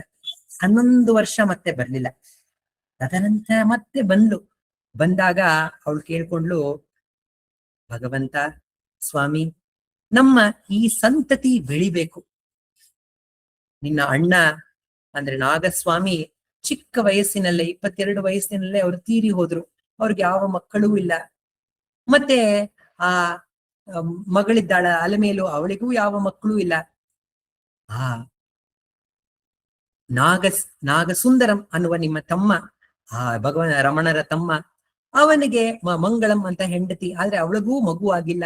ದಯಮಾಡಿ ಅವಳಿಗೆ ಮಗುವನ್ನ ಕರುಣಿಸಿ ಈ ನಮ್ಮ ವಂಶದ ಅಭಿವೃದ್ಧಿ ಆಗಲಿ ಅಂತ ಆ ತಾಯಿ ಒಂದು ಆಸೆಯನ್ನ ಇಟ್ಟಾಗ, ಅದೇ ರೀತಿ 1 ವರ್ಷದಲ್ಲಿ ಆ ನಾಗ ಸುಂದರಂಗೆ ಒಂದು ಮಗು ಜನಿಸುತ್ತೆ. ಆ ಮಗುವೇ ಆ ರಮಣರ ಹೆಸರನ್ನೇ ಇಡ್ತಾರೆ, ವೆಂಕಟ್ರಾಮನ್ ಅಂತ. ತದನಂತರ ಅವನೇ ವೆಂಕಟು ಆಗಿ, ಹೇಗೆ ಭಗವಾನ್ ರಮಣರು ಆ ವಂಶವನ್ನ ವೃದ್ಧಿಸಿ ಆ ವಂಶದವರೇ ಅಂತ ಹೇಳಿದ್ರೆ, ವೆಂಕಟು ಅವರ ಮಗ ವೆಂಕಟು ಮೊದಲು ಪ್ರೆಸಿಡೆಂಟ್ ಆಗಿದ್ರು ರಮಣಾಶ್ರಮದ. ಈಗ ಅವರ ಮಗನಾದ ಸುಂದರಂ ಅನ್ನೋರು ಪ್ರೆಸಿಡೆಂಟ್ ಆಗಿದ್ರು. ಈಗ ಅವರ ಮಗ ಡಾಕ್ಟರ್ ಆನಂದ್ ರವರು ಈಗ ಪ್ರೆಸಿಡೆಂಟ್ ಆಗಿದ್ದಾರೆ. ರಮಣರು ಆ ರೀತಿ ಆ ರಮಣಾಶ್ರಮವನ್ನ ನೋಡಿಕೊಳ್ಳಲು ಪ್ರೆಸಿಡೆಂಟ್ ಆಗಿ ಮಾಡಿದ್ರು. ಪ್ರೆಸಿಡೆಂಟ್ ಅಂದ್ರೆ ಯಾರು ಅಂತ ಹೇಳಿದ್ರೆ, ಸುಂದರಂ ಅವರು ಹೇಳ್ತಾ ಇದ್ರು, ಪ್ರೆಸಿಡೆಂಟ್ ಅಂತ ಹೇಳಿದ್ರೆ ರಮಣರ ಭಕ್ತರ ಸೇವೆಯನ್ನ ಮಾಡಲು ರಮಣರು ನಮಗೆ ಅವಕಾಶವನ್ನ ಕೊಟ್ಟಿದ್ದಾರೆ. ಆ ಅವಕಾಶವನ್ನ ನಾವು ಉಪಯೋಗಿಸ್ಬೇಕು ಅಂತ ಅವರು ಮತ್ತೆ ಮತ್ತೆ ನೆನಪು ಮಾಡ್ಕೊಳ್ತಾ ಇದ್ರು. ಆ ರೀತಿ ಭಗವಾನ್ ರಮಣರು ನಮ್ಮ ಭಕ್ತರ ಎಲ್ಲ ಇಷ್ಟಾರ್ಥಗಳನ್ನ ಕೂಡ ಪೂರೈಸ್ತಾರೆ. ನಾವು ಸಾಧನೆಗೆ ಬಂದಿದ್ದೇವೆ, ಯಾವ ಆಸೆಯನ್ನು ಪಡಬಾರದು ಅಂತ ಏನಿಲ್ಲ. ನಮ್ಮಲ್ಲಿ ತುಂಬಾ ತೀವ್ರವಾದ ಯಾವುದೋ ಒಂದು ಆಸೆ ಇದೆ ಅಂತ ಹೇಳಿದ್ರೆ, ಭಗವಾನ್ ರಮಣರು ಮೊದಲು ಅದನ್ನ ಪೂರ್ತಿ ಮಾಡ್ತಾರೆ. ಪೂರ್ತಿ ಮಾಡಾದ್ಮೇಲೆ ನಮಗೆ ಒಂದು ಕ್ಷಣದಲ್ಲಿ ಅನ್ಸುತ್ತೆ, ಓಹೋ, ಇದರ ಯಾವ್ದ್ರಲ್ಲೂ ಸುಖ ಇಲ್ಲ, ಈ ಪ್ರಪಂಚವೇ ದುಃಖಮಯ. ಅವರೆಲ್ಲರೂ ಒಂದಾದ್ಮೇಲೆ ಎಲ್ಲರ ಸಾವನ್ನ ಕಂಡಂತಹ ಆ ತಾಯಿ ಅಳಗಮ್ಮಾಳ್ ಕೊನೆಗೆ ರಮಣರಿಗೆ ಶರಣಾಗಿ ಬಂದು ರಮಣರಲ್ಲಿ ಶರಣಾಗ್ತಾರೆ. ಅಪ್ಪ, ನನ್ನ ಸತ್ತ ಮೇಲೆ ಈ ದೇಹವನ್ನ ನೀನು ಈ ಹಾಳು ಪೊದೆ, ಯಾವುದೋ ಒಂದು ಮುಳ್ಳು ಪೊದೆ ಮೇಲೆ ಬೇಕಾದ್ರೂ ಹಾಕ್ಬಿಡು, ನಾನು ನಿನ್ನ ಬಳಿಯೇ ಇರುತ್ತೇನೆ ಅಂತ ಹೇಳಿ ಆ ತಾಯಿ ಅಳಗಮಳ್ಳು ಸಂಪೂರ್ಣವಾಗಿ ಶರಣಾಗಿ ರಮಣರಲ್ಲೇ ನೆಲೆಸಲು ಬಂದು, ಅದಕ್ಕಿಂತ ಮುಂಚೆ ಒಮ್ಮೆ ತಿರುಪತಿಯಿಂದ ರಮಣರ ದರ್ಶನಕ್ಕಾಗಿ ಬಂದಂತಹ ಅಳಗಮ್ಮಾಳಿಗೆ ಟೈಫಾಯ್ಡ್ ಜ್ವರ ಬಂತು. ಟೈಫಾಯ್ಡ್ ಜ್ವರ ಬಂದಾಗ ರಮಣರು ಅರುಣಾಚಲನಿಗೆ ಒಂದು ಪ್ರಾರ್ಥನೆಯ ರೂಪದಲ್ಲಿ ಒಂದು ಹಾಡನ್ನ ಬರೆದ್ರು. ರಮಣರು ಯಾವ ಪ್ರಾರ್ಥನೆಯನ್ನು ಮಾಡ್ತಾ ಇರ್ಲಿಲ್ಲ, ಆದ್ರೆ ತಾಯಿಗೋಸ್ಕರ ಒಂದು ಪ್ರಾರ್ಥನೆಯನ್ನ ಮಾಡಿದ್ರು.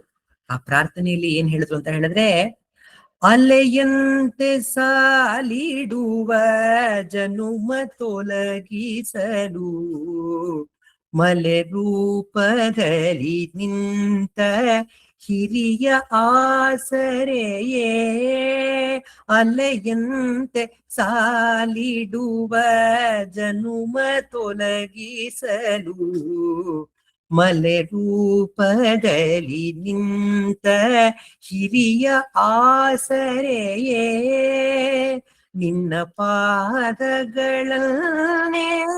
ನಂಬಿಹಳು ತಾಯಿ, ನಿನ್ನ ಪಾದಗಳನ್ನೇ ನಂಬಿಹಳು ತಾಯಿ, ಅವಳ ತಾಪಗಳನ್ನು ಪರಿಹರಿಸಿ ಕಾಯಿ, ಅವಳ ತಾಪಗಳನ್ನು ಪರಿಹರಿಸಿ ಕಾಯಿ, ಕಾಲ ಕಾಲನೆ ನಿನ್ನ ಪದಕಮಲ ಹಿಡಿದೆ, ಕಾಲ ಕಾಲನೆ ನಿನ್ನ ಪದಕಮಲ ಹಿಡಿದೆ, ಕಾಲ ಕಾಲಿಡದಂತೆ ನನ್ನ ತಾಯಿ ಬಳಿಗೆ, ಕಾಲ ಕಾಲಿಡದಂತೆ ನನ್ನ ತಾಯಿ ಬಳಿಗೆ, ಕಾಪಾಡಿ ಕರುಣೆಯಲಿ ಪದ ಸುಮವ ತೋರೋ, ಕಾಪಾಡಿ ಕರುಣೆಯಲಿ ಪದ ಸುಮವ ತೋರೋ, ತಿಳಿದು ನೋಡಲು ಆ ಕಾಲ ಸಹ ಯಾರೂ, ತಿಳಿದು ನೋಡಲು ಆ ಕಾಲ ಸಹ ಯಾರೂ, ಅಲೆಯಂತೆ ಸಾಲಿಡುವ ಜನುಮ ತೊಲಗಿಸಲು ಮಲೆ ರೂಪದಲ್ಲಿ ನಿಂತ ಹಿರಿಯ ಆಸರೆಯೇ. ಅರುಣಾಚಲ, ನೀನೇ ಆಸರೆ, ನೀನೇ ಔಷಧಿ. ಯಾವುದಕ್ಕೆ ಔಷಧಿ ಅಂತ ಹೇಳಿದ್ರೆ, ಅಲೆ ಅಲೆಯಾಗಿ ಬರುತ್ತಿರುವ ಈ ಜನ್ಮ ಮರಣ ಅನ್ನುವ ಈ ಚಕ್ರಕ್ಕೆ ಪರಿಹಾರವೇ ನೀನು ಅರುಣಾಚಲ. ನೀನು ನನ್ನ ತಾಯಿಗೆ ಕರುಣೆಯನ್ನ ತೋರು.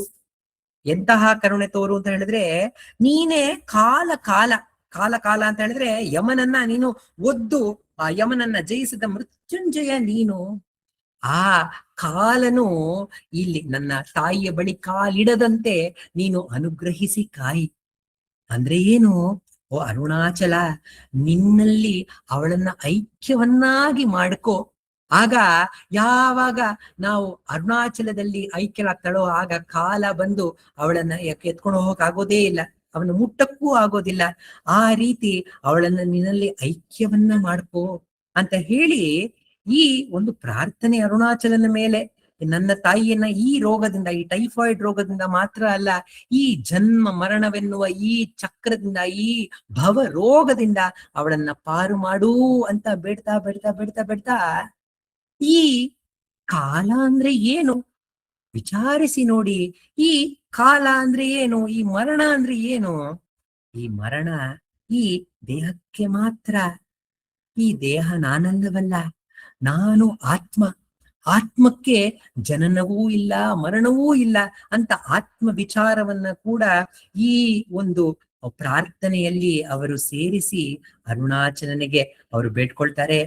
ಬೇಡಿದ ಕೆಲವೇ ದಿನಗಳಲ್ಲಿ ಮತ್ತೆ ತಾಯಿ ಚೇತರಿಸ್ಕೊಂಡು ಮತ್ತೆ ಹೋಗಿ ಮತ್ತೆ ಎಲ್ಲವನ್ನ ತ್ಯಾಗ ಮಾಡಿ ರಮಣನ ಹತ್ರ ಬರಕ್ಕೆ ಶುರು ಮಾಡ್ತಾಳೆ. ರಮಣ ಹತ್ರ ಕಷ್ಟಪಟ್ಟು ಅವಳು ಕೆಳಗಡೆ ಯಾರು ಭಕ್ತರ ಮನೆಯಲ್ಲಿ, ಎಚ್ಚಮ್ಮಾಳನ್ನುವ ಮನೆಯಲ್ಲಿ ಅವಳು ಇರ್ತಾ ಇದ್ಲು. ಮತ್ತೆ ಮತ್ತೆ ಬೆಟ್ಟವನ್ನ ಹತ್ತಿ ಹತ್ತಿ ಬರ್ಬೇಕಾಯ್ತು. ಆಗ ಆ ಎಚ್ಚಮ್ಮಾಳ್ ಮತ್ತೆ ಈ ತರ ಭಕ್ತರು ಕೇಳ್ತಾರೆ, ಭಗವಾನ್, ತಾಯಿ ಮತ್ತೆ ಮತ್ತೆ ಹತ್ಕೊಂಡ್ಬರ ಕಷ್ಟ ಆಗ್ತಾ ಇದೆ, ಅವಳಗ್ ವಯಸ್ಸಾಗಿದೆ, ಸುಸ್ತಾಗತ್ತೆ ಮತ್ತೆ ಮತ್ತೆ ಬರೋದಕ್ಕೆ, ಅವಳನ್ನ ನಿಮ್ಮ ಬಳಿಯೇ ಇಟ್ಕೊಳ್ಳಿ ಅಂತ ಕೇಳಿದಾಗ ಬೇರೆ ಭಕ್ತರೆಲ್ಲ, ಇಲ್ಲ ಭಗವಾನ್, ಅದಾಗಬಾರದು. ಒಬ್ರಿಗೆ ಏನಾದ್ರು ಒಬ್ಬ ಸ್ತ್ರೀಗೆ ನಾವು ಜಾಗ ಕೊಟ್ರೆ ಅನೇಕ ಸ್ತ್ರೀಯರು ಬಂದು ಅಲ್ಲೇ ನೆಲೆಸಕ್ ಶುರು ಮಾಡ್ತಾರೆ, ಆಗ ಈ ಒಂದು ಆಶ್ರಮದ ಪವಿತ್ರತೆ ಹೊರಟೋಗುತ್ತೆ ಅಂತ ಅವರು ನಿರಾಕರಿಸಿದಾಗ, ಅಲ್ಲಿ ತನಕ ಯಾವ ಒಂದು ಸ್ಪೆಷಲ್ ಪ್ರೀತಿಯನ್ನು ಕರುಣೆಯನ್ನ ತೋರಿಸಿದಂತಹ ಭಗವಾನ್ ರಮಣರು ಅವಳನ್ನ ತಾಯಿ ಅಂತಾನೂ ಕರೀತಾ ಇರ್ಲಿಲ್ಲ. ಎಲ್ಲರೂ ನನಗೆ, ಎಲ್ಲ ಹೆಂಗಸರು ನನಗೆ ತಾಯಿ, ಎಲ್ಲರೂ ನನಗೆ ಅಮ್ಮ ಅಂತ ಹೇಳಿ ಅವಳ ಅಮ್ಮ ಅಂತ ಕೂಡ ಕರೀದೇ ಇದ್ದಂತಹ ಭಗವಾನ್ ರಮಣರು ಆ ಒಂದು ಕ್ಷಣದಲ್ಲಿ ಆ ತಾಯಿಯ ಕೈಯನ್ನ ಹಿಡಿದು, ಅಮ್ಮ, ಇಲ್ಲಿ ಇಲ್ಲದೆ ಇದ್ರೆ ಬೇರೆ ಕಡೆ ಹೋಗೋಣ ಬಾ ಅಂತ ಅವಳ ಕೈಯನ್ನ ಹಿಡಿದು ಬೇರೆ ಕಡೆ ಹೊರಡಲು ಶುರು ಮಾಡಿದಾಗ ಎಲ್ಲ ಭಕ್ತರು ಕಾಲಿಗೆ ಬಿದ್ದು, ಸ್ವಾಮಿ, ಭಗವಾನ್ರೆ, ಎಲ್ಲೂ ಹೋಗ್ಬೇಡಿ, ನೀವ್ ಇಲ್ಲೇ ಇರಿ, ಅಮ್ಮನೂ ನಿಮ್ಮ ಜೊತೆಲೇ ಇರ್ಲಿ ಅಂತ ಹೇಳಿ ಒಪ್ಕೊಂಡು ಆ ರಮಣರ ಸನ್ನಿಧಿಯಲ್ಲೇ ಆ ತಾಯಿ ಇರೋ ರೀತಿಯಲ್ಲೇ ಆಯ್ತು. ತಾಯಿ ಅಳಗಮ್ಮಾಳ್ ಎಂತವಳು ಅಂತ ಹೇಳಿದ್ರೆ, ಅವಳು ಅಂತ ಹಿರಿಯ ಸ್ಥಾನವನ್ನ ಪಡೆದಿದ್ದಾಳ.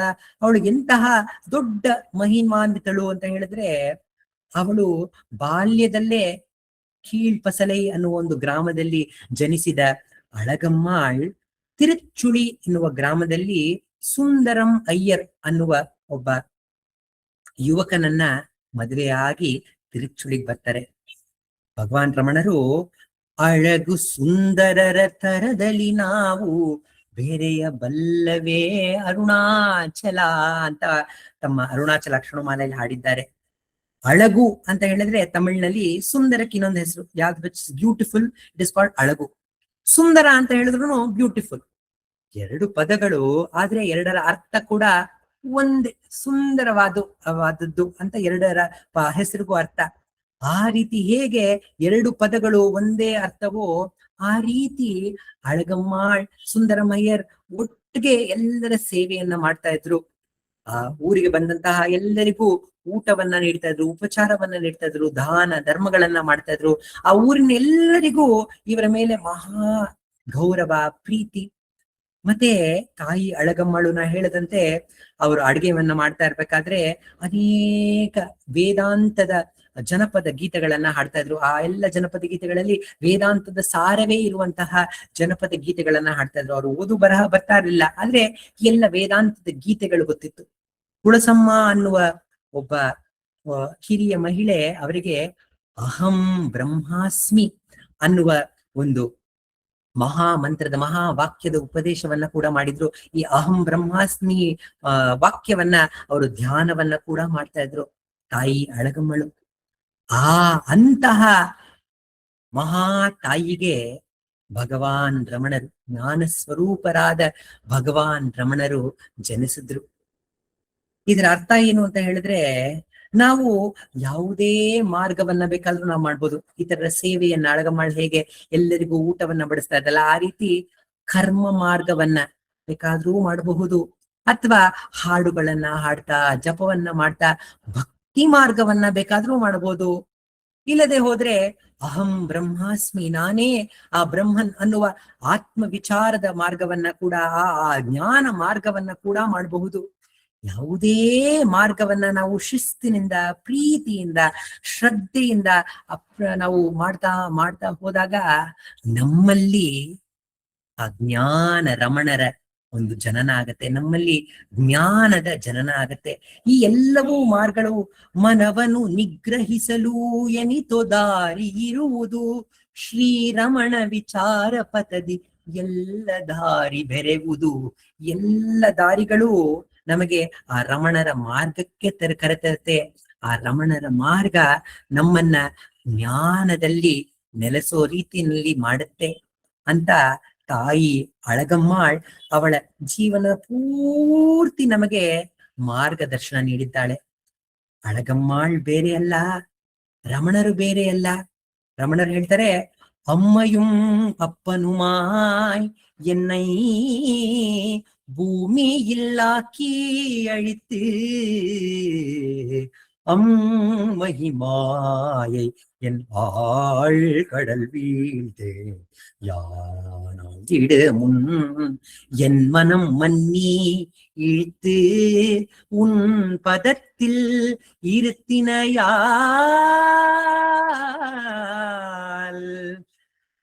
ಚಿನ್ಮಯನಾಂ ಅರುಣಾಚಲ ಅರುಣಾಚಲ ಉನ್ನರುಳ್ ಚಿತ್ರಮೆನ್ನೇ.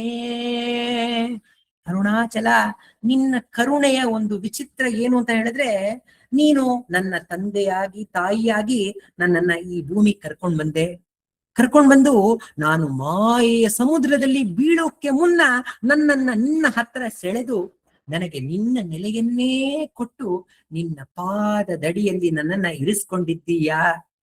ಏನಂತ ಹೇಳಿ ಅರುಣಾಚಲ ನಿನ್ನ ಮಹಿಮೆಯನ್ನ ಅಂತ ಭಗವಾನ್ ರಮಣರು ಹೇಳಿದ್ದಾರೆ. ಆ ತಾಯಿ ಅಳಗಮ್ಮಳು ಬೇರೆ ಅಲ್ಲ, ಸುಂದರಮ್ಮಯ್ಯರ್ ತಂದೆ ಬೇರೆ ಅಲ್ಲ, ರಮಣರು ಬೇರೆ ಅಲ್ಲ. ಎಲ್ಲರೂ ನಮ್ಮ ಆತ್ಮಸ್ವರೂಪವೇ. ಆ ಆತ್ಮಸ್ವರೂಪಕ್ಕೆ ಇನ್ನೊಂದು ಹೆಸರು ಅರುಣಾಚಲ. ಆ ಅರುಣಾಚಲನೇ ಈ ರೀತಿ ತಾಯಿಯ ಲೀಲೆಯನ್ನ ನಮಗೆ ತೋರಿಸಿ, ಹೇಗೆ ತಾಯಿ ಕೂಡ ಶರಣಾದಾಗ ಹೇಗೆ ಅವಳಿಗೆ ಜ್ಞಾನ ದೊರಕುತ್ತೆ. ಈ ವಿಷಯ ದೊಡ್ಡದೇನಲ್ಲ. ನಾವು ತ್ರಿಪುರಾಸುರನನ್ನ ವಧಿಸಲು ಹೋದಂತಹ ಶಿವ ಗಣೇಶನ ನೆನಲಿಲ್ವಂತೆ. ಆಗ ನೆನಪಾಗಿ ಗಣೇಶನ ನೆನೆದ ಮೇಲೆ ಮತ್ತೆ ಅವನು ತನ್ನ ಪ್ರಯಾಣವನ್ನ ನಡೆಸಿ ಆ ತ್ರಿಪುರ ಸಂಹಾರವನ್ನ ಮಾಡಲು ಸಾಧ್ಯವಾಯ್ತಂತೆ. ಆ ತಂದೆ ಶಿವನೇನೆ ತನ್ನ ಮಗ ಗಣೇಶನನ್ನ ನೆನೆಬೇಕಾಗಿತ್ತು. ಶಿವನೇ ಆ ಸುಬ್ರಹ್ಮಣ್ಯನಿಗೆ ಶಿಷ್ಯನಾಗಿ ಬಂದು ಓಂಕಾರದ ಅರ್ಥವನ್ನ ಸುಬ್ರಹ್ಮಣ್ಯನಿಂದ ತಿಳಿಯಲಿಲ್ಲವೇ? ಆ ಜ್ಞಾನಕ್ಕೆ ಯಾವ ಒಂದು ಭೇದ ಭಾವವೂ ಇಲ್ಲ. ಸ್ತ್ರೀ ಪುರುಷ ಅನ್ನುವ ಭೇದ ಭಾವವೂ ಇಲ್ಲ, ಚಿಕ್ಕವರು ದೊಡ್ಡವರಂತ ಭೇದ ಭಾವವೂ ಇಲ್ಲ. ಎಲ್ಲರಲ್ಲೂ ಯಾರಲ್ಲಿ ಆ ಜ್ಞಾನವಿದೆಯೋ ಅವರಿಗೆ ನಾವು ಶರಣಾದಾಗ ಅವರ ಒಂದು ಕೃಪೆಯಿಂದ, ಅವರ ಒಂದು ಮಾರ್ಗದರ್ಶನದಿಂದ, ಉಪದೇಶದಿಂದ ನಾವೆಲ್ಲರೂ ಆಗಬಹುದು ಅಂತ ಈ ಒಂದು ಅಳಗಮ್ಮಳ ಕತೆ ನಮಗೆ ತಿಳಿಸುತ್ತೆ. ನಾ ಹಿಂದೆ ಒಂದು ಪುಟ್ಟ ಹಾಡನ್ನ ಬರೆದಿದ್ದೆ. ಆ ಹಾಡಿನಲ್ಲಿ ನಾ ಏನ್ ಬರೆದಿದ್ದೆ, ರಮಣರು ಏನು ಪ್ರೇರೇಪಿಸಿದ್ರು ಅಂತ ಹೇಳಿದ್ರೆ, ಅಳಗಮ್ಮನ ಮುಕ್ತಗೊಳಿಸಿದೆ, ನಾಯಿಕಾಗೆ ಜಿಂಕೆಗೂ ಒಲಿದೆ. ಅಳಗಮ್ಮನ ಮುಕ್ತಗೊಳಿಸಿದೆ, ನಾಯಿಕಾಗೆ ಜಿಂಕೆಗೂ ಒಲಿದೆ. ಹಸು ಲಕ್ಷ್ಮಿಗೂ ಕರುಣೆ ಸುರಿದೆ, ಹಸು ಲಕ್ಷ್ಮಿಗೂ ಕರುಣೆ ಸುರಿದೆ. ತೋರೋ ನನಗೂ ಕರುಣಾ, ನೀಡು ಆತ್ಮಜ್ಞಾನವನ್ನ. ರಮಣ ರಮಣ ಶ್ರೀರಮಣ, ರಮಣ ರಮಣ ಗುರು ರಮಣ, ನೀ ಎನ್ನ ಮನಕ್ಕೆ ಹರಣ, ನೀ ಎನ್ನ ಮನಕ್ಕೆ ಹರಣ, ನೀ ಎನ್ನ ಮನಕ್ಕೆ ಹರಣ. ಇದೇ ಪ್ರಾರ್ಥನೆ ರಮಣರಿಗೆ. ರಮಣರು ನಮ್ಮ ಜೀವನದಲ್ಲಿ ಬಂದಿದ್ದಾರೆ ಅಂತ ಹೇಳಿದ್ರೆ ಎಲ್ಲರಿಗೂ ಅವರ ಕರುಣಾ ಕಟಾಕ್ಷ ಸದಾ ಇದೆ. ಅವರೇ ನಮ್ಮನ್ನ ಹೇಗೆ ತಾಯಿಗೆ ಮುಕ್ತಿಯನ್ನ ನೀಡಿದ್ರೋ ಅದೇ ರೀತಿ ನಮ್ಮೆಲ್ಲರಿಗೂ ಆ ಆತ್ಮ ಜ್ಞಾನದಲ್ಲಿ ನೆಲೆಸುವಂತೆ ಕರುಣೆಯನ್ನ ಮಾಡ್ತಾರೆ.